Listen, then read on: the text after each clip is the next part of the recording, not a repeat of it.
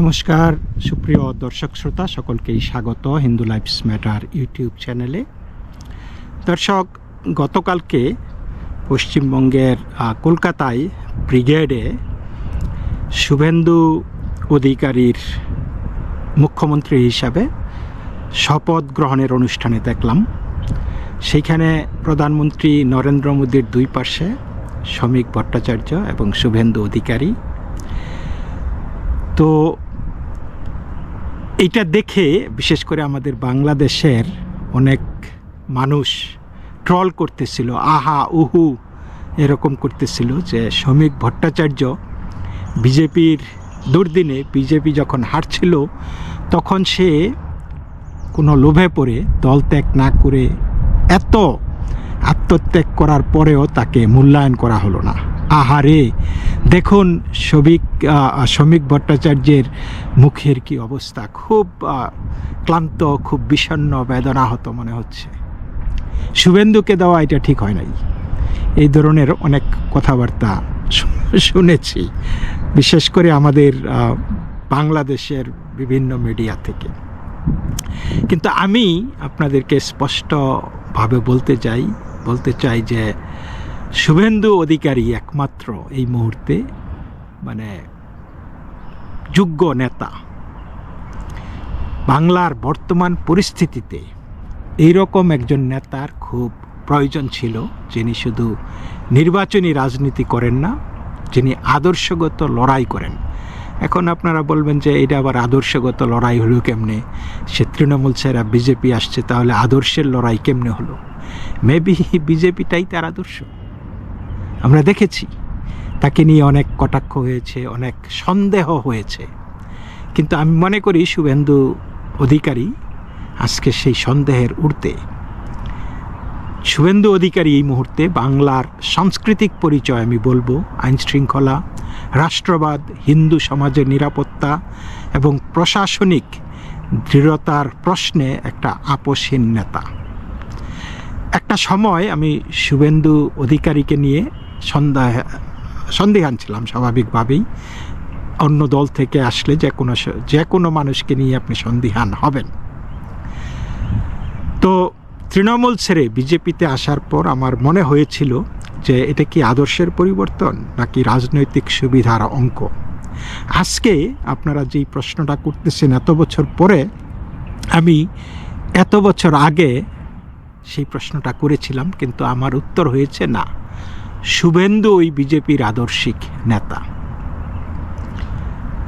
কারণ আমরা তার পুরনো রাজনীতি শুনেছি, দেখেছি, বিজেপি বিরোধী বক্তব্য আমরা শুনেছি, অনেক কিছুই দেখেছি, এবং কিন্তু তারপরে আমরা যেটা দেখলাম যে সেইখানেই সে বরং তার আদর্শের জায়গায় ছিল না। বিজেপিতে এসে তার প্রতিটা একদিন এক কথা, আরেক দিন আরেক কথা তিনি কিন্তু বলেননি। তিনি সব কিছুতে অনড় থেকেছেন। যা বলেছেন, আজকে যেটা বলেছেন, কালকেও তাই বলেছেন। তো এই যে সময়টা যে পশ্চিমবঙ্গবাসী তাকে দিয়েছে, এই সময় অনেক কিছুর বিচার করে দেয়। ধীরে ধীরে আমি দেখলাম যে তার বিরুদ্ধে অনেক অভিযোগ আছে, কিন্তু অভিযোগ এসেছে কিন্তু কোনো প্রমাণ নাই। এত বছর ধরে একটা সরকার ক্ষমতায়, তৃণমূল, তারা তাকে চোর চোর বলেছে, এই বলেছে, সেই বলেছে, নারদা, এই কেলেঙ্কারি। তো কিন্তু একটা সরকারের হাতে যখন পুলিশ, সিআইডি, প্রশাসন সব থাকে, তাহলে এত প্রচার, এত স্লোগানের কি প্রয়োজন? এই মানুষটাকে তো সরাসরি তারা জেলবন্দি করতে পারত, কিন্তু পারেননি, কারণ শুভেন্দু অপরাধী না। তো সেইখান থেকেই আমার ধারণা বদলাতে শুরু করে। আমি বুঝতে পারলাম যে এই মানুষটার মধ্যে অন্যরকম রাজনৈতিক একটা আগুন আছে, ইটস ফায়ার, হাঙ্গার আছে, ক্ষুধার্ত। তিনি শুধু বক্তা না, তিনি একজন ফাইটারও, মাঠের মানুষ, রাস্তায় নামার মানুষ। তো আপনারা 2021 সালে সেই শুভেন্দুকে কিন্তু দেখেছিলেন। তিনি সরাসরি মমতা ব্যানার্জিকে চ্যালেঞ্জ করেছিলেন। মমতা ব্যানার্জি এসেছিল নন্দীগ্রামে ফাইট করতে, সেই ফাইট মানে হাতে হারিকেন দিয়ে পাঠিয়ে দিয়েছিলেন, তাই না? এবং এরপর থেকে মানুষ বিশ্বাস করতে থাকে যে তৃণমূলের সুপ্রিমো মমতা, মা মাটি যেটা বলেন আপনারা, তিনি অজেয় নন, তিনি রক্ত মাংসের মানুষ এবং তাকে হারানো সম্ভব। এই জিনিসটা, এই ধারণাটা বদ্ধমূল মানুষের মনে জাগিয়ে তুলেছিলেন। এবং আমার মনে হয় যে এই যে, এবং সেই সময়কার শুভেন্দু যেইভাবে অসম্ভবকে সম্ভব করেছেন, শুধু সেইটাই না, আমি প্রকৃতপক্ষেই বিশ্বাস করি যে সেই নির্বাচনে বিজেপি জিতেছিল এবং সেইখানে কারসাজি করে বিজেপিকে হারিয়ে দেওয়া হয়েছিল। কিন্তু সেই হারানো হয়েছে, ঠিক আছে, যেইভাবেই হোক, পশ্চিমবঙ্গে নির্বাচন করাতে হয়, নির্বাচন করলে কোনো কাজ যায় আসে না, কিন্তু নির্বাচনটা করাতে হয় শেষটা দিন পর্যন্ত। এবং নির্বাচনটা এতদিন তৃণমূল করিয়েছিল, শেষ মুহূর্ত করানোর চেষ্টা করেছিল, কিন্তু নির্বাচন কমিশনের এই বজ্র আটুনিতে মুখ থুবড়ে পড়েছে, পারে নাই। কিন্তু সেই পরাজয়ের মধ্যেও পশ্চিমবঙ্গে হিন্দুদের, বিজেপিদের তারা আত্মবিশ্বাস ফিরিয়ে দিয়েছিল, আত্মবিশ্বাস তৈরি করেছিল এই শুভেন্দু অধিকারী। তিনি বুঝিয়ে দিয়েছেন যে প্রশাসনের ভয়, দলীয় সন্ত্রাস, রাজনৈতিক প্রভাব, এসবের বাইরেও জনগণের শক্তি আছে। তিনি বাংলাকে শিখিয়েছেন ভয়কে হারানো যায়, যে ওই দুধেল গাইদের, হিন্দুদেরকে শিখিয়েছেন যে দুধেল গাইরা না, ইচ্ছা করলে যদি মানে সদিচ্ছা থাকে, মনের জোর থাকে, তাহলে তোমরাই শক্তিশালী। তো আমি শুভেন্দুকে সমর্থন করি, কারণ তিনি বাংলার হিন্দু সমাজকে সেই আত্মবিশ্বাসটা দিয়েছিলেন। দীর্ঘদিন ধরে বাংলায় এমন একটা পরিবেশ তৈরি করা হয়েছিল যেখানে হিন্দুরা নিজেদের ধর্মীয় অধিকার নিয়ে কথা বললেও সাম্প্রদায়িক তকমা লাগিয়ে দিত। দুর্গাপূজা, রামনবমী, হনুমান জয়ন্তী, মন্দির, ধর্মীয় শোভাযাত্রা, এসব নিয়ে প্রশাসনিক বাধা ছিল, চাপ ছিল, অনুমতির রাজনীতি চলেছে। আমরা এই যে এইবার দেখেছি মুর্শিদাবাদে একটা মাঠে, সেখানে মা কালীর পূজা হতো, সেটা করতে দিত না, সেখানে ভারতের পতাকা তুলতে দিত না, এবং তারা কি সোল্লাসে সেটার দখল নিয়েছে। এবং একইভাবে আমরা দেখেছি বাঁকুড়াতে একটা মন্দিরই, পুরা আস্ত মন্দিরই, মানে এই 2017 সাল থেকে সম্ভবত আর খুলতে পারে নাই, তো সেই মন্দিরটাও তারা খুলে দিয়েছে। তাহলে এই যে তৃণমূল যেই বার্তাটা দিতে চেয়েছিল যে হিন্দুদের নিজেদের ধর্মীয় পরিচয়, সাংস্কৃতিক পরিচয়, এগুলি নিয়ে প্রকাশ্যে কথা বললেই মানে এটা সাম্প্রদায়িকতা, এদেরকে দমন করতে হবে, সেই জায়গা থেকে শুভেন্দু শিখিয়েছে হিন্দুদেরকে ঘুরে দাঁড়াতে। সবচাইতে অপমানজনক বিষয় ছিল হিন্দু সংখ্যাগরিষ্ঠ রাজ্যে হিন্দুরা দ্বিতীয় শ্রেণীর নাগরিক হয়ে উঠেছিল। বিজয়া দশমীর দিন আপনাদের নিশ্চয়ই মনে পড়ে, মহরম পড়ার কারণে পূজার অনুষ্ঠান পিছিয়ে দিতে হয়েছে, দুর্গা পূজার বিসর্জন বন্ধ রাখতে হয়েছে। প্রশাসন বলেছে শান্তির স্বার্থে, কিন্তু প্রশ্ন হলো কেন বারবার সমঝোতার দায়িত্ব শুধুমাত্র হিন্দুদের ওপরই পড়ত? কেন বারবার হিন্দুদের উৎসবকে সামঞ্জস্য করতে হতো? কেন সংখ্যাগরিষ্ঠ সম্প্রদায়কেই নিজের সংস্কৃতি পালনের ক্ষেত্রে সংকোচের মধ্যে থাকতে হবে, ভয়ে থাকতে হবে, আতঙ্কে থাকতে হবে? এই ক্ষোভ বাংলার মানুষের মধ্যে ছিল, কিন্তু তারা প্রকাশ করতে পারত না। শুভেন্দু অধিকারী সেই ক্ষোভের ভাষা দিয়েছিলেন। তিনি বুঝিয়ে দিয়েছেন নিজের ধর্ম, সংস্কৃতি, ঐতিহ্য ও সততার পক্ষে দাঁড়ানো অপরাধ না। হিন্দুর নিরাপত্তা, পূজার স্বাধীনতা, সাংস্কৃতিক অধিকারের কথা বলা সাম্প্রদায়িকতা নয়, এটা সাংবিধানিক অধিকার। আরেকটি বিষয় বাংলার মানুষ কখনোই বলবে না। আপনাদের নিশ্চয়ই মনে আছে যে মুর্শিদাবাদে সিপিএম কর্মী হরগোবিন্দ দাস এবং তার ছেলে চন্দন দাসকে বাড়িতে ঢুকে খুন করা হয়েছিল। বহু মানুষের অভিযোগ ছিল এই হত্যাকাণ্ডের পিছনে উগ্রপন্থী এবং জিহাদি মানসিকতার শক্তি কাজ করেছে। কিন্তু সেই ঘটনার পর বামপন্থী রাজনীতির একাংশের প্রতিক্রিয়া মানে খুবই ন্যাক্কারজনক ছিল। সিপিএম নেত্রী মীনাক্ষী মুখার্জি বললেন যে তাদের দলের কর্মী মারা গেছে, অথচ বলা হয়েছে তাকে সাধারণ মানুষ মারা গেছে। সাধারণ মানুষ, এটা রাজনৈতিক রং ছিল না, এখানে হিন্দুত্বের তকমা ছিল না, just innocent bystander, they just got kill. অর্থাৎ রাজনৈতিক পরিচয়, আদর্শগত আক্রমণ, টার্গেটেড হত্যাকাণ্ড, হিন্দু বলে আক্রমণ, এসব কোনো গুরুত্বই পেল না। অন্যদিকে আমরা দেখেছি একই সময়ে মঈনুল ইসলাম মারা গেলে তারা মিছিল করেছে, প্রতিবাদ করেছে, সরব হয়েছে। প্রশ্ন এইখানেই, একজন হিন্দু নিহত হলে সাধারণ মানুষ, কিন্তু মুসলিম নিহত হলে আলাদা রাজনৈতিক প্রতিবাদ। এই দ্বিচারিতা বাংলার মানুষ ধরে ফেলেছে এবং শুভেন্দু অধিকারী সেটা শিখিয়েছে। এই যে বাছাই করা মানবাধিকার, বাছাই করা প্রতিবাদ, বাছাই করা বিবেক, এসবের বিরুদ্ধেই বাংলায় ক্ষোভ তৈরি করতে সমর্থ হয়েছে শুভেন্দু অধিকারী।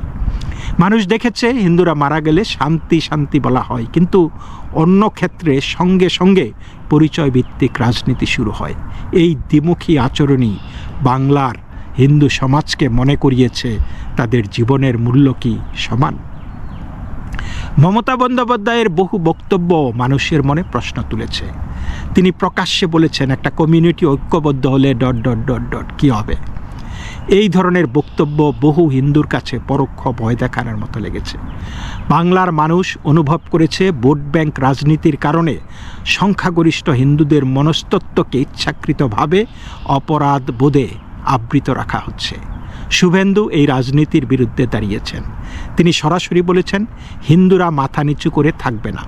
বাংলার সংস্কৃতি, সভ্যতা, মন্দির, উৎসব, সামাজিক ভারসাম্য রক্ষার জন্য দাঁড়াতে হবে। এই কারণেই বহু মানুষের কাছে শুভেন্দু শুধু রাজনৈতিক নেতা নন, হয়েছেন প্রতিরোধের প্রতীক।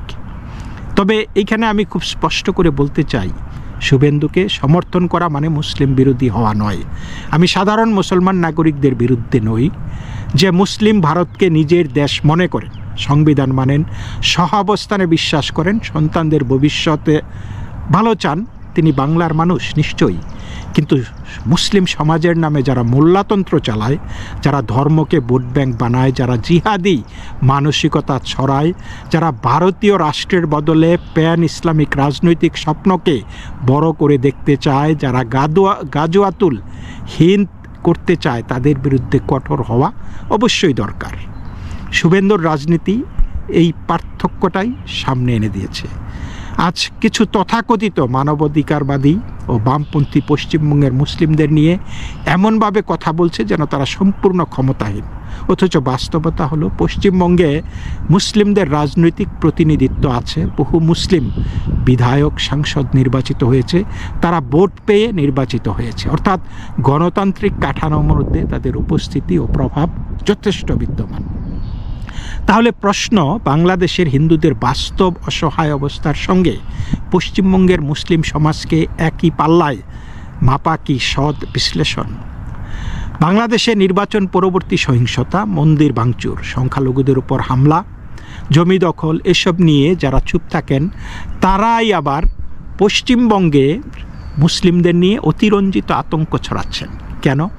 কারণ এটি একটি রাজনৈতিক ন্যারেটিভ। এর উদ্দেশ্য আন্তর্জাতিক সহানুভূতি তৈরি করা এবং সীমান্তের দুই পাশে উত্তেজনা বাড়ানো। বাংলাদেশের সোশ্যাল মিডিয়ায় ইতিমধ্যেই প্রচার শুরু হয়েছে পশ্চিমবঙ্গে নাকি মুসলমানদের ধরে ধরে মারধর করা হচ্ছে। এই ধরনের প্রপাগান্ডা অত্যন্ত বিপজ্জনক, কারণ এর ফল ভোগ করতে হতে পারে বাংলাদেশের নিরীহ হিন্দুদের।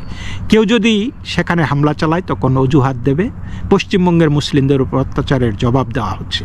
এই মিথ্যা প্রচার তারা চালাচ্ছে বাংলাদেশে এবং পশ্চিমবঙ্গেও কিছু কিছু জায়গায়। আমি বলছি না যে কোনো নিরীহ মুসলিম আক্রান্ত হলে তা উপেক্ষা করতে হবে। আইন সবার জন্য অবশ্যই সমান, কিন্তু মিথ্যা আতঙ্ক সৃষ্টি করে রাজনৈতিক ফায়দা চলা উচিত না। এই কারণেই শুভেন্দুর মতো নেতার প্রয়োজন, কারণ তিনি এই সাজানো ধর্মনিরপেক্ষতার মুখোশ খুলে দিয়েছেন। তিনি বলেছেন, হিন্দুর নিরাপত্তা যেমন গুরুত্বপূর্ণ, তেমনি রাষ্ট্রবাদী মুসলিমদের নিরাপত্তাও গুরুত্বপূর্ণ। কিন্তু মোল্লাতন্ত্র, জিহাদি রাজনীতি, বিচ্ছিন্নতাবাদ, গাজওয়াতুল হিন্দ এবং তোষণের রাজনীতির সঙ্গে কোনো আপোষ হবে না। আরেকটি বিষয় আমার কাছে অত্যন্ত গুরুত্বপূর্ণ ঠেকেছে, শুভেন্দু অধিকারীর শপথ গ্রহণের দিন 25শে বৈশাখ, বিশ্বকবি রবীন্দ্রনাথ ঠাকুরের জন্মদিনে বাংলার নতুন সরকার শপথ নিয়েছে। এটা নিছক প্রশাসনিক সিদ্ধান্ত নয়, এটা একটা সাংস্কৃতিক এবং রাজনৈতিক বার্তা বলে আমি মনে করি। বাংলার নতুন রাজনৈতিক অধ্যায় শুরু হয়েছে বাঙালির সর্বশ্রেষ্ঠ সাংস্কৃতিক প্রতীকের দিনে।